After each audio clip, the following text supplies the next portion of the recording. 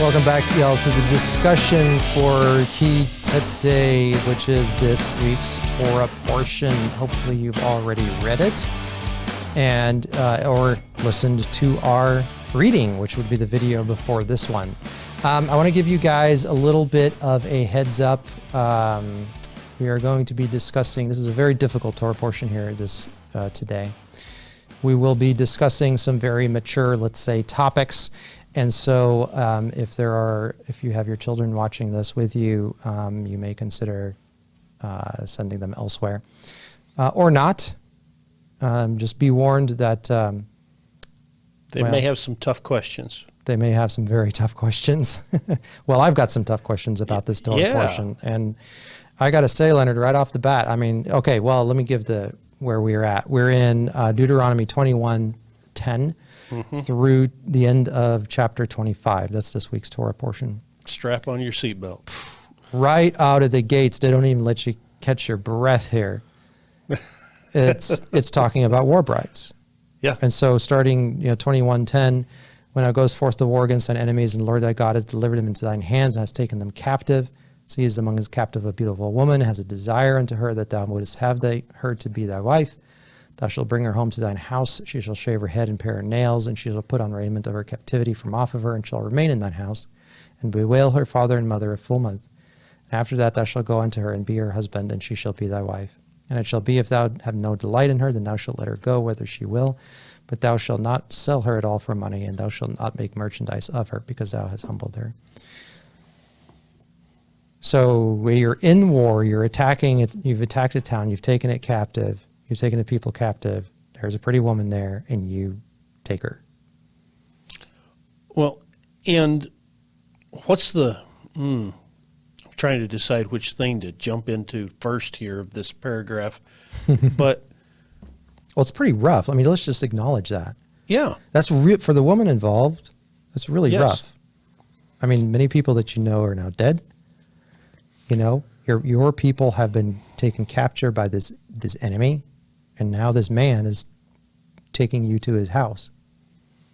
And the males of your family have been slaughtered in war. And most likely, yeah. Yeah.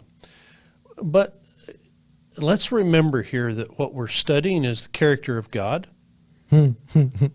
So let's consider this. Okay. Let's consider what's going on here. And what would be going on if someone from outside Israel had just defeated this town and saw a pretty woman and decided that they wanted her? They would have taken her on the spot. On the spot. Yeah. Maybe this is really common. Maybe she would live to go home. Maybe she wouldn't.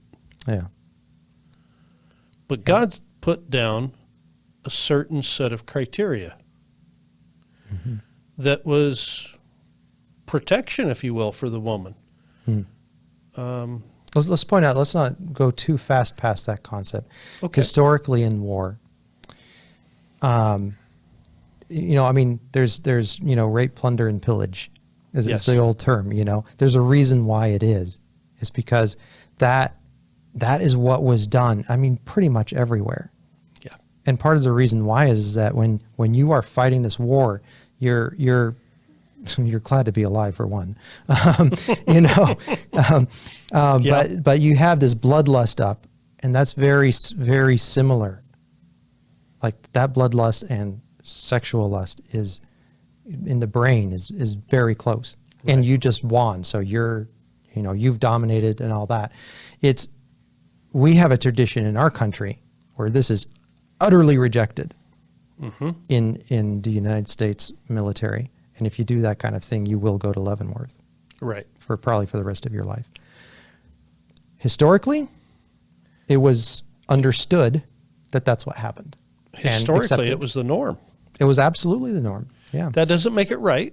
No, but the point is that that's what happened. You sack a city and then you go, okay, well, troops, you got 2 days, have fun. I mean, that's literally what they did. Yeah. And throughout history. But here, God says, if you choose to do this, you're going to take her home. Yeah. So you don't rape her on the spot. Shave her head. Yeah. Cut her fingernails. Mm-hmm. Remove her prison clothing. And then she has a month to mourn her father and mother. Yeah. All right. Well, now, as absurd as this might seem Yeah. to us right now in our culture, Mm-hmm. to that culture, this was extremely disciplined. Yeah. You know what you've done too? You've humanized her. Yes. Because you are giving her this 30 days. Mm-hmm. And for that matter, by the way, you might change your mind over the 30 days. You might. But you're giving her this 30 days in order to mourn her father and mother. You're acknowledging her humanity. You're acknowledging the terrible things that she's just gone through. Mm-hmm. And you're doing that both with time and with, see, I'm trying to wrap my head around why you cut your hair too. Oh, that's an easy one. Okay. That's represents the woman's beauty. Mm-hmm. Also represents her covering. Her covering, in this case, was her father. Mm-hmm. He's dead. Mm-hmm. So now, interesting though, Israel's not allowed to shave their head for the dead, but it's commanded for this woman to shave her head and enter into the mourning. I had never noticed that before. I only noticed it a few seconds ago, and I was trying to figure out how to bring it up. And I'm going, wow. Yeah. That's brand new. So how do we, what do we do? But with the shaving of the head, okay, I'm not saying the woman with short hair cannot be beautiful, Mm-hmm. but traditionally that is a woman's beauty. Yeah. And is this an outward reflection of what she has gone through? So God gives the time, and it's like, okay, yeah, 30 days, but she's not going to be, you're not going to keep her all prettied up Mm-hmm. through this time. She has to shave her head and all that. And so you look at that and yeah, I mean, is it an outward representation then of what she has gone through? So to make you the person that took her to home, again, to humanize her, as opposed to, in war, the enemy is always dehumanized, Right. because you're doing a horrible thing and killing. She's humanized. Her tragedy is brought to the surface. That's That's a good way to say what I had in my head. As hard a time as I was having with this in the preparation, Mm-hmm. I'm beginning to understand it a whole lot more. Yeah. Baruch Hashem. Yeah, thank God. And just to be kind of clear, it's like, I mean, this is from the point of view that it has seemed to be a human inevitability that women on the losing side are victims in war. Mm-hmm. And this is God redirecting that in a healthier way. And instead of just an out-and-out victim, Mm-hmm. she is basic humanistic treatment is guaranteed. Mm-hmm. And then in the event that you lose interest in her, you can't sell her. You can't treat her like a slave. You got to let her go. Yeah. Because remember, she's coming from a group of captives. Right. And you would, back in those days, the ones that you would capture, they would become like your slaves or whatnot. And so this is saying that she is not.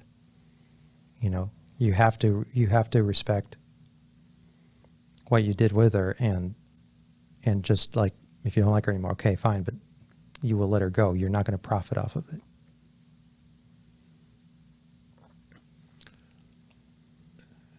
So this is God bringing the idea to warriors that you have a set of rules to follow, and you have to control your animal desires. Yeah, you're not going to be like the pagans that are raping women on the spot. You're not going to dehumanize these enemy women and treat them as things. You're going to treat them as people and acknowledge that they're people. Very good. It's amazing because that's usually a very tough one to deal with. This is things that some people will point to and say, atheist or whatnot will point at it and look how terrible this is. Well, if you just look at it from our culture's point of view, yes, it does seem really harsh. Well, and we're blessed by not having seen war ourselves in our country for, 150 years or so, 160 years. We're pretty well protected here. Guarded, yes. I hope that continues. Yeah. Okay. So that was one tough passage in this portion. Yay. It goes into a tougher one. And that for me is very difficult to deal with because it just makes no sense to me. It is in 22 and it starts in verse 3. And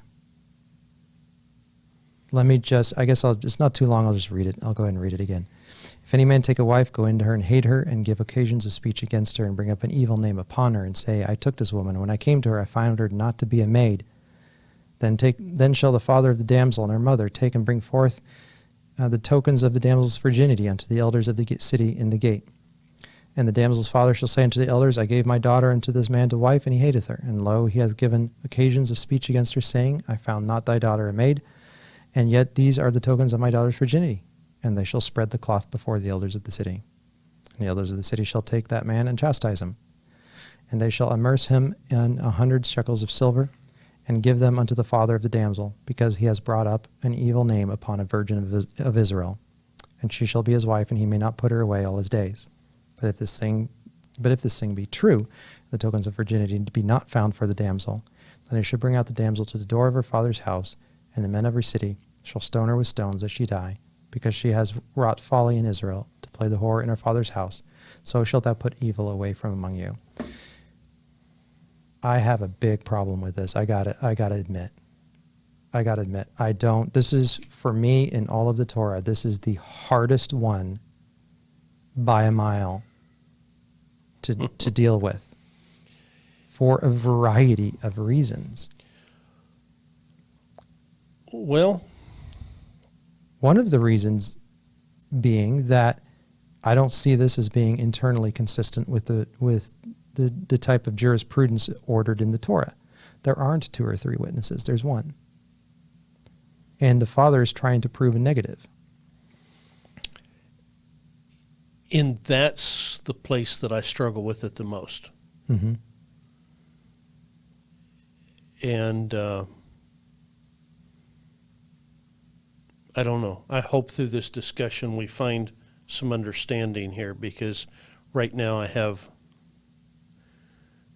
little.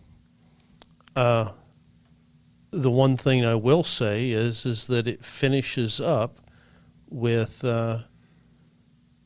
in this way you will put an end to such wickedness among you. Mm-hmm. The idea here, my perception is, Mm-hmm. the idea here is to get the point across to the young women that they are to save themselves for marriage. Mm-hmm. But we also know the tradition is that you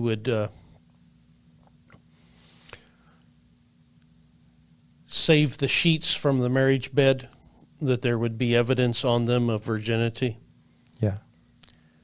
But we also know that it is a medical fact that sometimes there's not that evidence. Yeah. And that does not mean a lack of virginity. Yeah. And let's just be clear, because we already warned with the kids and everything, you know. Okay. You know, women have a hymen, and when it bleeds a little bit when it tears, and traditionally speaking, it is understood that this cloth that they're talking about is the sheets that they were on. She bled onto them, and so this is the evidence then. Right. There's a problem, as you say, with that, in that there are some women who simply don't have a hymen from the start. Mm-hmm. Of course, there's also women who broke them in, like say you fell or something, you know, as a child. But about 30%, I researched this some years ago, about 30% of women either don't have a hymen or have one that's so small that it just stretches, it doesn't tear. Mm-hmm. So if that's what this is, and let's be clear, we don't know that that's what it is. But if that's what it is,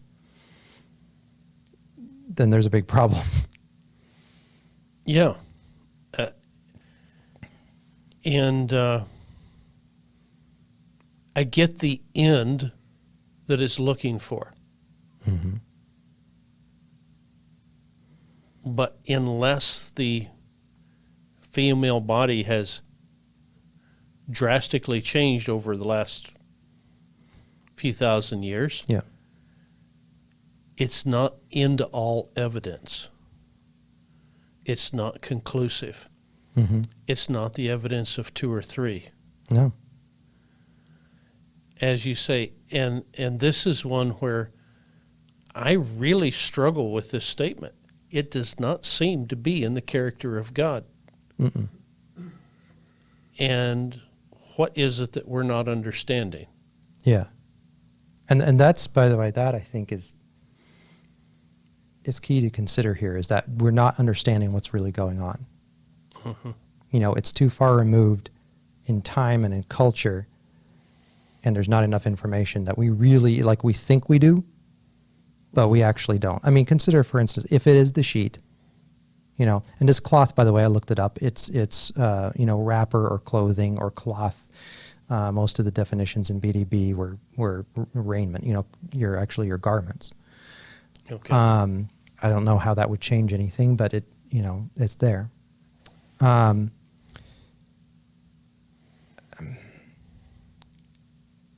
If it is the sheet, I mean, this is, at least for a time, in the hands of the man that is trying to kill her.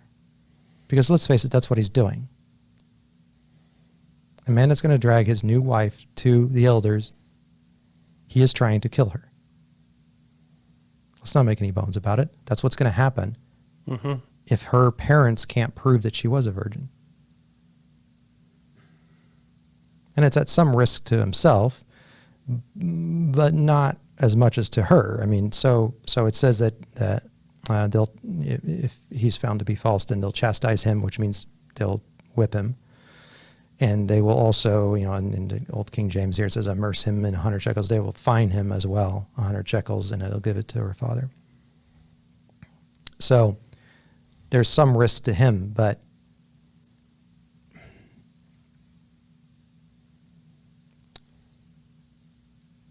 so if it is a sheet, and you do have a guy who is wanting to kill the woman he just married, well, change the sheet. This is my understanding of the early tradition that I always thought was rather bizarre and uncomfortable. Mm-hmm. Was when the marriage was consummated, it wasn't visible. There would be a barrier for visibility, but the parents were on the other side of that barrier, and after the marriage was consummated, the father of the bride would go and gather the bedding, because that and that would. Well, you'd have a keen interest to do that, I'd say. Yes. And typically, now this is from a movie rendition, but they would kind of hold up the sheet after they gathered it. And because, thank you, Hollywood. But, and I don't know Yeah. how much of that was Hollywood and how much of it was tradition, but if you understand that this is what was being done, then it's important that everybody in the community knows this now, so false accusations can't be brought. Yeah. But what about in the real life medical condition when the hymen's not intact and you do not have the blood evidence on the sheet? Yeah. And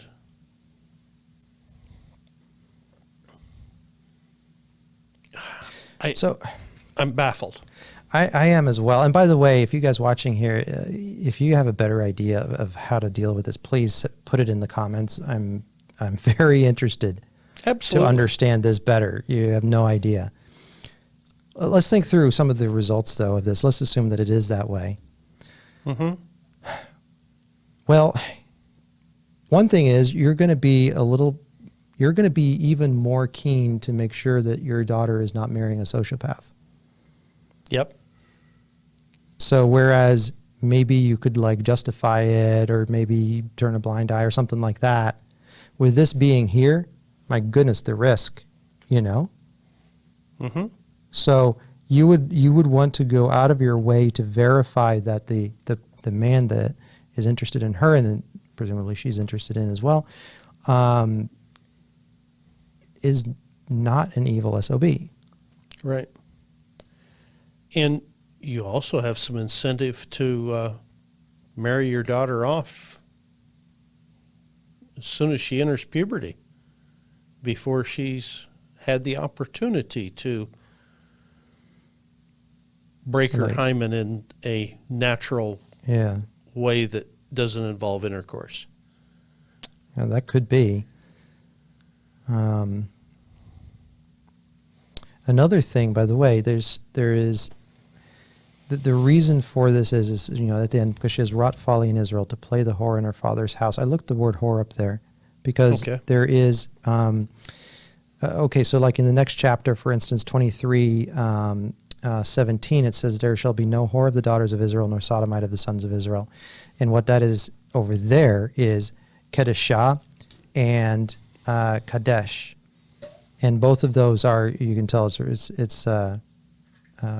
related to the word set apart. It's temple prostitutes, basically. Yes. So in both cases, male and female temple prostitutes. That's what it says in 23:7. This one over here, the where it says play the whore, it is actually just, it's harlotry. It's like, it's not that one. It's a different one. It's a no, actually. In today's, we would refer to her as a harlot or a hussy. Yeah, there we go. There's an old term. There we go. There's a term that we can. I was trying to figure out how to do that, and yeah, okay, thank you. There's an old Southern term for you, I think. It's maybe, I don't know if it's Southern, but yeah. So zinah, so that's different than I think it's different. To commit fornication, be a harlot, play the harlot. So primitive. Strong's definition says primitive, highly fed, and therefore wanton. To commit adultery, and so on. So, as you pointed out, this is an incentive to not, for women in particular, for specifically women, to not sleep around before marriage. And if you wanted to look at it from the point of view of, okay, let's take a step back from the penalties and just say, we'll just use the penalties as a barometer of how serious God is about it, as opposed to, oh my God, they're going to stone her. Boy, he's pretty serious about this one. Yes, he is. And there is, I saw a study, I've been keeping my eye out. I don't know that it's been replicated. Well, they tried once here recently in the last few years, but it was with just a few hundred people, and they were not, I looked at that and it wasn't set up right. Back in the late 90s, there was a study done with 3,000 different couples, and they were looking for divorce rates for first-time marriages and comparing them to previous sexual partners. So, if a woman had been a virgin on her wedding night, if I remember my numbers correctly, the odds that they would stay together by year 5, that's how, or year 6, somewhere there, that's how far they took it out, was something like 84%. Okay. So only a 26%, only 16% divorce rate.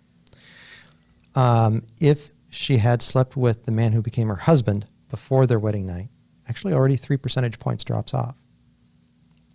Then, if she'd slept with one other man, it drops all the way down into the 60s. Meaning that the odds of divorce are above a third. Yeah. If she slept with one man, and then it drops with 2 and 3, and then it sort of levels out at around it was around upper 50%, somewhere there. So the interesting thing is that they were not able to chart that out with the men. So for the men, previous sexual partners had no impact on future divorce rates. For the women, it had a very large impact. So, of course, the question is why? Well, we don't know. That's disturbing to me. Yeah? Because there does seem to be, among the worldly culture, Mm-hmm. it's almost acceptable for a guy, but taboo for a woman. And it's not fair. Mm-hmm. It's not fair. It's not right. It's not just. But if the study bears out that Mm-hmm. It's a difference between the genders. And it is interesting in that, because I mean, historically, you see this a lot of times. It was like, historically, your young women, you guard their virginity and all that, but the young guy, you went off to the whorehouse, wink, wink, nudge, nudge, Mm-hmm. and that's wrong. I mean, you shouldn't be doing that. But it is in line with what. By the way, I'm not saying that's biblical either. By the way, it's not. But it is in line with what this particular study revealed. And that's why I'm very interested to see it replicated again at scale, Mm-hmm. because that was a pretty large, study. It seems to have some kind of an impact on women. So you're saying maybe that God's smarter than we are. He knows how we work. Yeah, he knows how we tick. He didn't need to do a study. Yeah, well, he made it that way to begin with. I'm looking at the time, and I have to mention this. Yeah, please do. We just scratched the surface of basically 3 paragraphs out of this portion. Oh my goodness. There is so much in this portion. There is. Please read through it, Mm-hmm. because there's things in here that everybody needs to understand and hear. I mean, just little basic things that God really wants us to understand how to live our lives. Yeah. Do you want to talk about the birds? About the birds, the mama bird, just to give us something a little bit lighter to end on. And this passage, contrary to our conversation here, is known as the portion of kindness. Which is amazing. In 22 verse 6, if as you're walking along you happen to see a bird's nest in a tree or on the ground with chicks or eggs, and the mother bird is setting on the chicks or eggs, you're not to take the mother with the chicks. You must let the mother go, but you may take the chicks for yourself, so that things will go well with you and you will prolong your life. Yeah. And it's understood as the kindest command in the Torah. But anybody who's a hunter or woodsman knows that that's just taking care of the wildlife. Mm-hmm. You take them both, and what are you going to have next year? Yeah. You take the mother and leave the chicks or eggs, well, they can't survive. Right. So you It would can be take, cruel to the chicks to Yeah. just to take the mother. so you can take the chicks or eggs, but you Yeah. can't take the mother with them. But God cared enough about us understanding life to spell that out. Yeah. Yeah. And that's important to understand. Yes. Like this is the whole thing. It's a training manual for us to be better, to be good people. So, you know what? Let's wrap it up on that. So thanks, guys. This is a tough discussion. This is a tough Torah portion. And well, if you have any ideas, please put them in the comments. We would like to hear them. But remember this. There may be a few things in the Bible that are like this, that are very difficult to deal with, very hard to understand.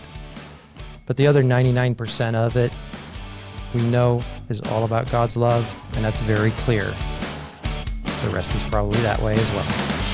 See you next week. Bye-bye.